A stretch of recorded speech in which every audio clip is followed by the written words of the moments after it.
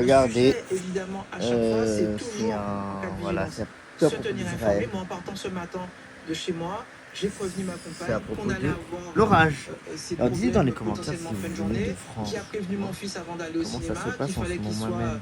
qu'il soit vigilant. Ce Ou sont ces petits Serge, je sais réflexes à pas. avoir, Si cette envoyez une humanité aussi qu'il faut vidéo, avoir entre collègues. On en envoyez, discutait avant n'hésitez de pas. partir du boulot. Je prévenais mes Si vous êtes collègues en France, qu'il vers fallait Paris. faire attention. Alors que l'on voit un cycliste parisien qui est en tenue d'été, parce qu'effectivement, la violence de ces orages s'explique aussi par les très fortes chaleurs qu'on a connues aujourd'hui. On va y revenir dans un instant. Mais on va prendre la direction de la Normandie. On va quitter les rues de Paris, la Normandie qui a été aussi extrêmement touchée. Rouen, où vous vous trouvez, Antoine Forestier, là aussi, l'orage a été soudain et très intense. Racontez-nous.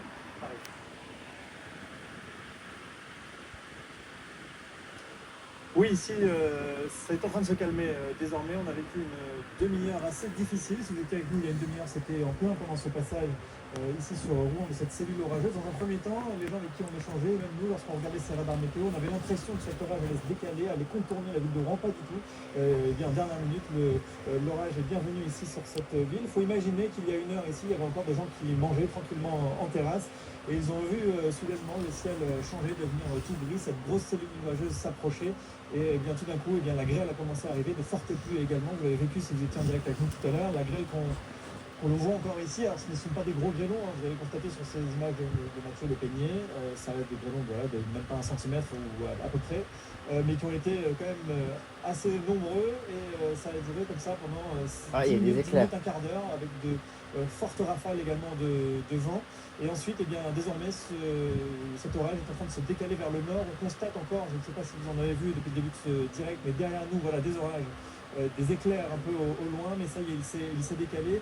La situation qui a été complexe également dans l'heure. On vient d'avoir un bilan des pompiers qui explique qu'ils ont reçu 5 fois plus d'appels qu'habituellement pour aller intervenir. On entend ici aussi les sirènes de pompiers dans Rouen, sans savoir évidemment à distance si tout est lié aux orages, mais évidemment on imagine les pompiers sur le qui-vive ce soir pour aller dans les endroits où il y a eu potentiellement des dégâts. Dans la zone où nous nous trouvons, vous le voyez, les grêlons sont suffisamment petits, donc même les voitures qui sont garées autour n'ont pas vraiment eu de dégâts impressionnants en tout cas. L'orage est en train de se décaler, je vous le disais, mais on reste en vigilance orange, donc les consignes restent les mêmes de la part de la préfecture et de Météo France. Restez chez vous pour le moment si vous n'avez pas de déplacement impératif à faire. La vigilance orange devrait basculer ensuite en vigilance jaune de minuit à 6h du matin, et ensuite ces orages seront partis bien plus loin et on repassera en vigilance normale, c'est-à-dire en vigilance verte à partir de 6h du matin. Voilà, un orage qui a été très violent aussi donc à Rouen en Normandie, où les trains avaient été suspendus par précaution. Merci Antoine, on va se retrouver un petit peu plus tard. On va prendre la direction à présent de l'Oise, où l'on vous retrouve Henri Buffeteau. Bonsoir, vous êtes photographe, vous êtes chasseur d'orage. Alors vous les traquez justement les orages, vous n'essayez pas de vous en protéger. Racontez-nous un peu la situation chez vous dans l'Oise. Est-ce que le phénomène est en cours ? Oui, on est en plein dedans, donc voilà. Bon, en plus, vous pouvez voir les flashs rétro-éclairés qui illuminent du visage, c'est merveilleux. Non, tout ça pour dire que les orages qui étaient en Normandie sont en train vraiment d'arriver chez nous. On a une activité qui est très spectaculaire, des pluies qui sont encore faibles à modérées, mais ce qui est génial, c'est que ça balance des éclairs, ça s'appelle internuageux, des spiders qui embrassent le ciel de bout en bout. Donc c'est un spectacle absolument incroyable. Et pour l'instant, on est relativement à l'abri encore, mais on sent que l'horizon palpite et que les choses vont devenir un peu plus sévères dans les prochaines minutes. On sent votre excitation qui contraste avec l'inquiétude que peuvent avoir un certain nombre de Français et de Françaises ce soir, et pour cause, parce que ces orages ils sont particulièrement violents, ils créent aussi des dégâts. Dites-nous, vous disiez, voilà, c'est une activité spectaculaire. Vous aviez déjà connu, vu des orages d'une telle intensité. Enfin, comment vous le classez par rapport aux autres orages que vous avez connus ? Ce sont de très beaux orages. Alors c'est vrai que ça fait 20 ans que je chasse les orages, donc on en a vu pas mal. C'est pas pour l'instant des orages extrêmement violents, parce que le noyau qui a frappé si durement Paris s'est un petit peu dilué, et c'est plutôt les orages qui ont été très violents en Normandie qui sont en train de réactiver tout ça, et c'est plutôt ce qu'on appellerait un peu une activité de fin d'orage. Alors fin d'orage, ça rime pas vraiment tout à fait avec la manche d'orage, c'est vraiment son chant du cygne, et on peut avoir des choses, des phénomènes absolument extraordinaires. Imaginez en fait tout l'horizon qui s'embrase avec des araignées électriques qui courent d'un bout à l'autre du ciel, c'est génial. Voilà. C'est génial pour vous. On a 2 experts sécurité en plateau qui sont terrorisés en vous entendant parce que justement, il y a d'autres consignes évidemment auprès de la population. Surtout, restez chez vous, soyez extrêmement vigilants. Dites-nous justement, vous, les précautions que vous prenez pour vous protéger de ces orages quand vous les chassez. Alors, en fait, maintenant, on a quand même suffisamment d'expérience, donc on peut voir le ciel, on peut un peu lire le ciel comme on lirait dans un livre, c'est-à-dire que chaque nuage a une signification physique, on sait exactement à quoi cela correspond. C'est vrai que notre connaissance des orages sur le terrain, je vous disais, ça fait 20 ans, nous permet un peu d'anticiper les phénomènes et de s'en prémunir. Et puis, vous voyez, on n'est jamais très loin des voitures qui sont ouvertes parce qu'elles font d'excellentes cages de Faraday et qui nous garantissent une protection quasiment optimale contre les coups de foudre. Là, la foudre s'est un petit peu calmée, donc c'est plutôt des éclairs internuageux qui courent dans le ciel, donc le danger est relativement limité. Bon, merci Henri Buffetot et n'hésitez pas à nous envoyer vos photos pour que l'on apprécie le résultat et n'hésitez pas d'ailleurs à nous recontacter dans la soirée si la situation évolue. Il était en train de parler, Henri Buffetot, de Spider. C'est quoi les spiders? Alors en fait, il y a plusieurs types d'éclairs en fonction de s'ils touchent le sol ou pas. Et donc les spiders, les éclairs intranuageux, ce sont tout simplement en fait bien des éclairs qui ne touchent pas le sol, mais qui vont d'un bout à l'autre du nuage. Donc c'est ce qu'on appelle effectivement les spiders. Bon, alors évidemment, les consignes de sécurité, on va les rappeler. Là, c'est un chasseur d'orage professionnel. Il sait précisément le comportement à adopter face à ces phénomènes météo. Pour nous, la consigne, c'est de rester au maximum chez soi, surtout de ne pas sortir, d'éviter au maximum de prendre la voiture.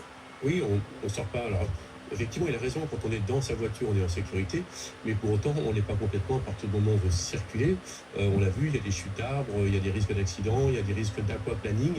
Donc, effectivement, on reste chez soi, au dur. Surtout, on ne se met pas à l'abri sous un arbre, parce que c'est un endroit, j'allais dire, privilégié pour être foudroyé, sans parler du risque de chute de branches, voire d'arbres, ce qui peut arriver de temps en temps et ce qui arrive.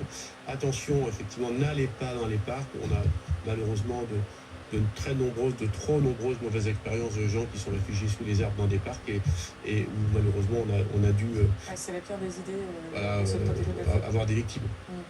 On a vu ce camion de pompiers passer. Quelles sont les principales missions des pompiers en amont, pendant et après? Alors, tout d'abord des missions de sécurisation, hein. Si il y a des branches, etc. Sur la voie publique, il faut éviter les accidents. Ensuite, peut-être, éventuellement, des opérations de pompage dans des caves qui pourraient être inondées. Bon, je pense qu'avec toute l'eau qui est tombée, c'est extrêmement difficile de répondre à toutes les demandes, sachant que l'eau, bien souvent, elle montait très vite, mais elle va baisser également très rapidement. Mais ce sont pour eux des situations exceptionnelles, hein. Ils ont reçu des centaines et des centaines d'appels. Vous le disiez tout à l'heure, les sapeurs-pompiers de Paris, mais c'est en toute vraisemblance le cas dans tous les centres opérationnels départementaux d'incendie et de secours. Un dispositif très particulier qui est mis en place pour, d'une part, traiter les très nombreux appels liés aux intempéries, mais tout en maintenant et tout en répondant aux appels pour le secours à personne, les incendies, etc. Urgence, s'il y en a, c'est effectivement si la foudre s'est abattue sur une maison, sur quelque part, il y a un départ d'incendie, là ça devient une vraie urgence. Les pompiers de Paris le rappellent, appelez que si c'est urgent. Alors que l'on voit ces images témoins, on a rarement reçu, je vous le dis, autant d'images témoins sur un phénomène météo. Donc ça traduit vraiment l'ampleur de cet épisode qui a touché jusqu'à 54 départements. Là, on a 42 départements qui sont en alerte orange. Ça a balayé la France du sud-ouest au nord et ça va continuer, vous nous le disiez, Anthony, au moins jusqu'à 3h du matin, notamment sur les départements du nord. C'est un phénomène météo, c'est un épisode véritablement exceptionnel qu'on est en train de vivre. C'est un épisode météo remarquable de par son étendue et de par endroits sa puissance qui s'explique par la chaleur tout aussi remarquable qu'on a vécue ces derniers jours. La chaleur, c'est le carburant des orages, c'est ce qui permet à un nuage de se former lorsqu'il y a de l'air froid qui arrive à son contact.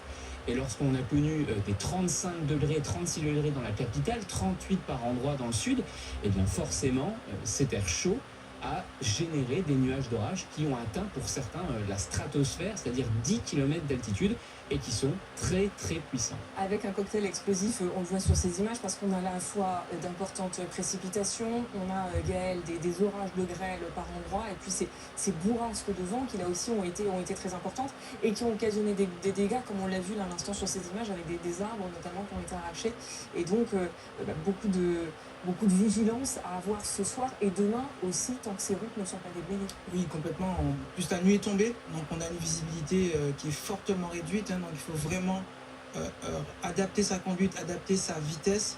On a énormément d'images parce qu'on a énormément de zones habitées qui ont été touchées. Là, on a la capitale, évidemment.